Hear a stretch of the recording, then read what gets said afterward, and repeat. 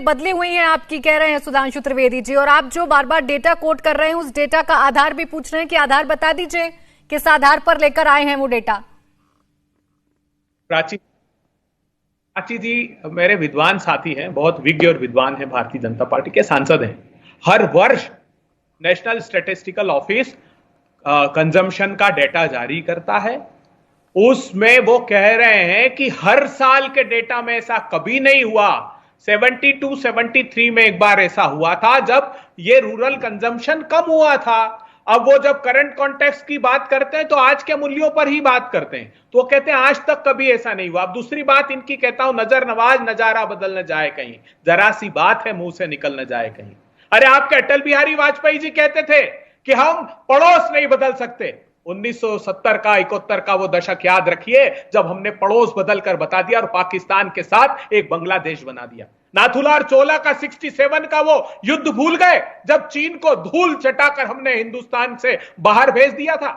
वो बात जब आजादी के समय की बात करना छोड़ दीजिए। आज क्या परिस्थिति है? आज डोकलाम में जब 71 डेज का स्टैंड ऑफ था तब यह कहा गया भारत को कि डिसएंगेजमेंट हो गया है, दोनों सेना अपनी अपनी जगह चले गई। लेकिन 5 मार्च 2018 को तत्कालीन रक्षा मंत्री निर्मला सीतारमण जी ने पार्लियामेंट में यह जवाब दिया कि वहां पर परमानेंट मिलिट्री इंफ्रास्ट्रक्चर बना लिया गया है। आप बताइए, हमने जो माउंटेन स्ट्राइक क्रॉप्स का प्रोविजन रखा था, हमने कहा था कि 90,000 सैनिकों की तैनाती सीमावर्ती इलाकों में जहां चीन है वहां पर हम रखेंगे। चीन के प्रमुख के साथ झूला झूलने के बाद भारतीय जनता पार्टी की सरकार ने उस प्रोविजन को ही ड्रॉप कर दिया। आप बड़ी बड़ी बातें कर रहे हैं, मुझे एक उदाहरण बता दीजिए। मैं चुनौती देता हूं आपको, जितनी स्कीम्स आपने आज जारी की, आपने कहा कि प्रधानमंत्री जी ने करोड़ों लोगों को घर का स्वप्न साकार कर दिया इसलिए हमको वोट दे दीजिए। कितने पैसे देते जानते हैं आप? 72,000 रुपए एक परिवार के घर के निर्माण के लिए देते हैं और 20,000 रुपए मजदूरी के मनरेगा के तहत देते हैं। बाकी का हिस्सा राज्यों का होता है। कुल मिलाकर 1,20,000 रुपए। कौन सा घर 500 स्क्वायर फीट का 1,20,000 रुपए में बन सकता है बताइए आप? जब स्टील की, सीमेंट की, मजदूरी की कीमत इतनी हो गई कि 5-7 लाख रुपए में एक घर बनता है। आपने कहा कि हम 6,000 रुपए प्रधानमंत्री की किसानों को सहायता हर साल दे रहे हैं।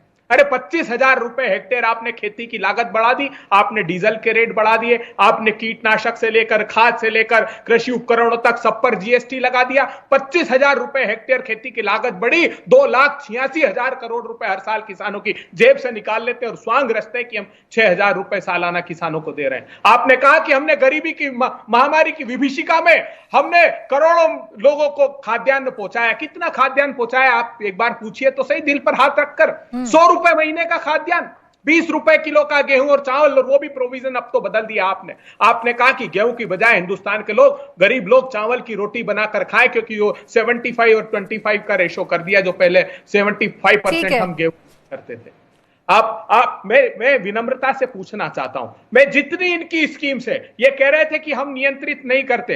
अरे सुधांशु भाई, $20 प्रति बैरल तक हिंदुस्तान में पेट्रोलियम प्रोडक्ट के भाव गए। आपने कहा कि हम डायनेमिक फ्यूल प्राइसिंग पॉलिसी ला रहे हैं। धर्मेंद्र प्रधान ने 2017 में कहा, ट्वीट करके उनसे पूछा गया कि क्या योजना है ये, तो उन्होंने कहा जब इंटरनेशनल मार्केट में क्रूड ऑयल के प्राइस बढ़ेंगे तो जनता पर उसका भार नहीं पड़ने देंगे, और कम हुआ तो तुरंत जनता को ट्रांसफर कर देंगे।